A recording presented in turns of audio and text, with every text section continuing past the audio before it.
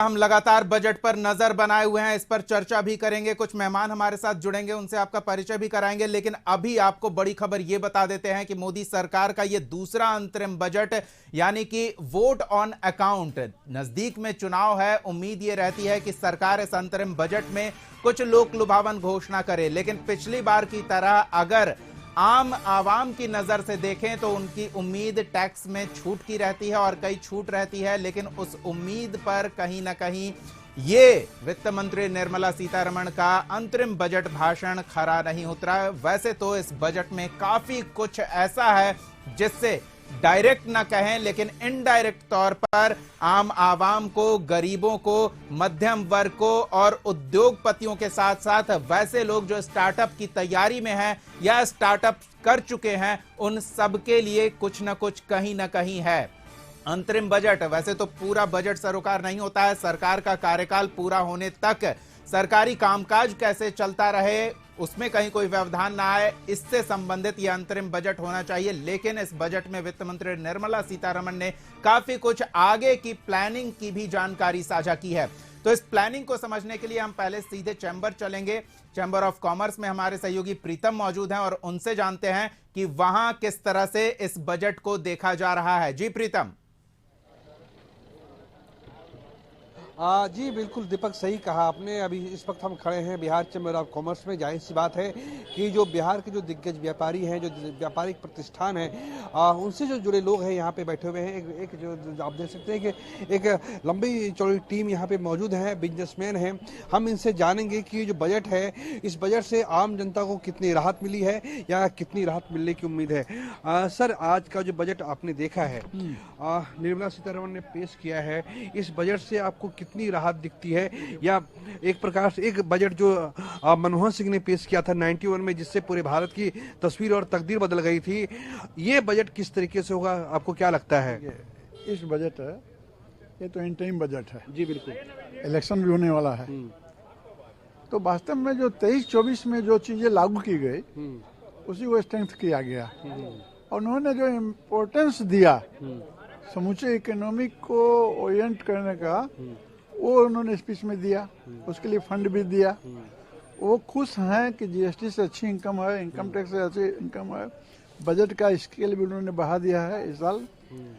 सबों के बावजूद भी उनकी चाहत यही है कि कम से कम जो लोगों ने मेजर 4 कास्ट को लोगों ने लिया है, जिसमें गरीब है, युवा है, महिला है, किसान है, उसको और स्ट्रेंथ देना चाहते हैं, सुविधा देना चाहते हैं।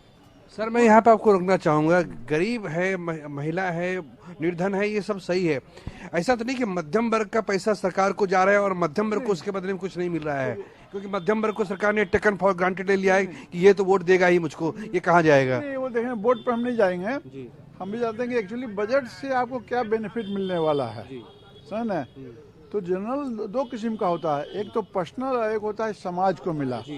आज के इंटरिम बजट में जो भी उन्होंने कंट्रीब्यूट किया है उस समाज को किया है, उसके डेवलपमेंट के किया है। इंडिविजुअल में क्या, मान लीजिए कि हम अगर इनकम टैक्स देते हैं तो इनकम टैक्स में हमको कोई सुविधा मिल जाए, वैसी कोई बात नहीं है, समझा। किसान को ही है, उस पर उन्होंने ध्यान दिया है, उसके फंड को एलोकेट किया है, जो सम्मान निधि देते हैं उसको कंटिन्यू किया है।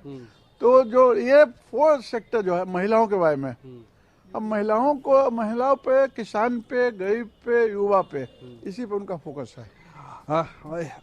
क्या लगता है ये जो है, जो प्रधानमंत्री किसान सम्मान निधि है, 5 साल पहले लागू किया गया था और ये देखा गया बाद में यही किसान सम्मान निधि जो है, ये जो लाभार्थी का जो एक वोट बैंक पूरा तैयार किया गया है मोदी सरकार के द्वारा, मोदी सरकार के जो उसका जो मैकेनिज्म है, और किसान सम्मान निधि साल में 6,000 रुपये मिलते हैं।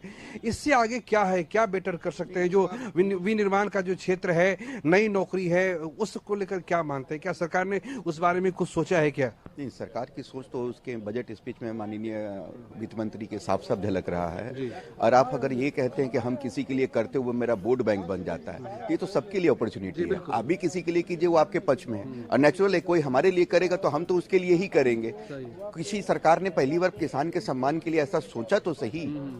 इन्होंने महिला के उत्थान के लिए सोचा है कि नहीं। एक बड़ी छोटी सी बात है जो मैंने बजट स्पीच में इनके सुना और महसूस किया, वुमेन का एम्पावरमेंट में उन्होंने कहा कि रूरल क्षेत्र में प्रधानमंत्री आवास योजना में 70% आवास हमने महिलाएं या ज्वाइंट ओनर विद महिलाएं दे रही हैं। अब इसका आप सोशल इंपैक्ट समझ लीजिए कि जो महिलाएं दबी कुचली थी, रूरल परिवार में रहती थी, उस परिवेश में रहती थी, अगर ये मकान अब उनके नाम पे है, सरकार की पहल की वजह से योजना में कुछ भी करके कि ऐसा स्कीम लाया गया कि महिलाओं को प्राथमिकता। सर ये हम ये जानना चाहेंगे ये बजट ओवरऑल कैसा है। और दूसरी चीज इसी से जुड़ा एक सवाल ये है कि जो देश का युवा है, जिसकी एक अच्छी खासी आबादी इस देश में है, उसको क्या मिलने जा रहा है, जो नौकरी पेशा लोग हैं उनको क्या मिलने जा रहा है। मेरा वही सवाल है कि क्या ऐसा तो नहीं कि जो हम इनकम टैक्स दे रहे हैं उससे सरकार का खजाना तो भर रहा है, सरकार का जो फिस्कल डेफिसिट है वो अच्छा है, इकोनॉमिक बैलेंस काफी अच्छा है, जीएसटी कलेक्शन काफी अच्छा रहा है, तो हमें क्या मिलेगा, जो नौकरी पेशा लोग हैं उनको क्या मिला है। जैसा कि आपको पहले ही बताया गया, ये अंतरिम बजट है। मिलने की बात तो इसमें बहुत ज्यादा होने की संभावना होनी ही नहीं चाहिए, क्योंकि सरकार जिस साल के लिए ये बजट है उस साल में पहले सरकार आएगी और उन्होंने कही दिया कि मैं जुलाई में जब आऊंगी तो मैं वो पूर्ण बजट पेश करूंगी। चलिए वो जुलाई में आएगी तो देखा जाएगा। बहुत अच्छी चीज उन्होंने इसमें कही है जो अच्छा लगा, पुराने डिस्प्यूटेड टैक्स डिमांड उन्होंने कहा है कि अप टू फाइनेंशियल ईयर 9-10 तक 25,000 रुपए तक का जो मेरा डिस्प्यूटेड टैक्स अमाउंट डोजियर में पड़ा हुआ है वो मैं खत्म कर दूंगी, और 9-10 के बाद 10-11 से 14-15 तक में 10,000 तक का टैक्स डिमांड। ये बड़ी अच्छी पहल है, आम आदमी को भी राहत देगा, टैक्स पेयर को भी राहत देगा। 10,000 का आपका डिमांड के लिए आप अगर उसको खत्म कराने जाते हैं तो आपको अपने प्रोफेशनल को भी फीस देना पड़ता है, आपका भी समय लगता है, सरकार का भी समय लगता है। तो ये एक तो डायरेक्ट होगी। बिल्कुल सर अपना नाम बता दें। मेरा नाम मुकेश कुमार है, मैं आईटी सेक्टर से हैं। मुकेश जी आप आईटी सेक्टर से हैं। जो पिछले 10 साल से जो सरकार है, जो एनडीए गवर्नमेंट की सरकार है, इसमें कहीं कोई संदेह नहीं कि कुछ सेक्टर में बहुत बढ़िया काम हुआ है। ये एंट्रीम बजट है, वित्त मंत्री ने कहा है कि हम जब लौटने का भरोसा जताया है तो हम फिर बताएंगे हमें आगे अगले 5 साल क्या करना है या अगले साल का क्या होगा। आपको क्या लगता है कि एक अगर मध्यम वर्ग का एक व्यक्ति है जो अपना घर चला रहा है, जब उसने उस बजट को देखा तो उससे उसको क्या मिला? ऐसे तो आज इंटरिम बजट में किसी को कुछ भी नहीं मिला, लेकिन जहां तक रोजगार का सवाल है, स्किल इंडिया के तहत उन्होंने 14 करोड़ लोगों को प्रशिक्षित किया और एमएसएमई के तहत उन्होंने काफी प्रावधान किया है। उससे क्या है कि रोजगार को प्रोत्साहन मिलेगा और नए नए उद्योग स्थापित होंगे। इससे इंफ्रा भी बढ़ेगा, इंफ्रा के बढ़ने के साथ साथ इंडस्ट्री को भी ग्रोथ मिलेगा। और एमएसएमई सेक्टर में चूंकि ट्रेडर्स को उन्होंने रजिस्ट्रेशन का प्रावधान किया है, इससे अब लोन लेने में उनको सुविधा होगी।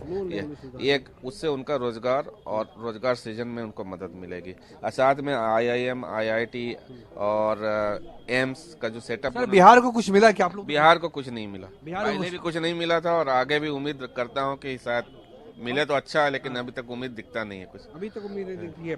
दरअसल सर खड़े हो जाएंगे, क्या ना थोड़ा परिचय देंगे अपना? क्या Ajay Gupta, BCCI member, executive member. हाँ, एग्जीक्यूटिव मेंबर हैं आप, बीसीसीआई के हैं।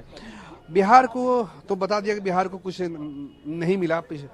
अब जो एक नौकरी पेशा लोग है उसको क्या आप जानते हैं कि पेट्रोल 107 रुपये लीटर है, घरेलू गैस 1000 से ज़्यादा है, उसकी कीमत है ज़्यादा है। क्या लगता है कि सर कुछ उम्मीद मिली है लोगों को या फिर एक क्या लगता है? देखिए ये अंतरिम बजट था, ठीक है, और देश के प्रधानमंत्री जी 10 सालों में ये जो स्थान थी हम लोग को पूरे में, ये 5वां स्थान पर हम लोग आ गए हैं सर। मैं आप हाँ, मगर देखिए ये बात है कि गैस और पेट्रोल ये उससे हम लोग की बातें नहीं चल, और भी जो योजना है उस पे अपना सबसे बड़ा जरूरी है।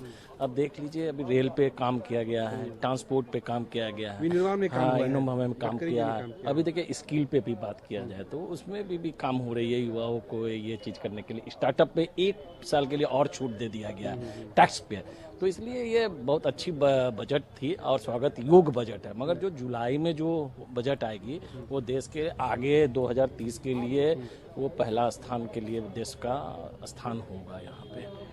चलिए प्रीतम, हम फिर लौटेंगे आपके पास। इन तमाम विशेषज्ञों की प्रतिक्रियाएं आपने हम तक पहुंचाई है।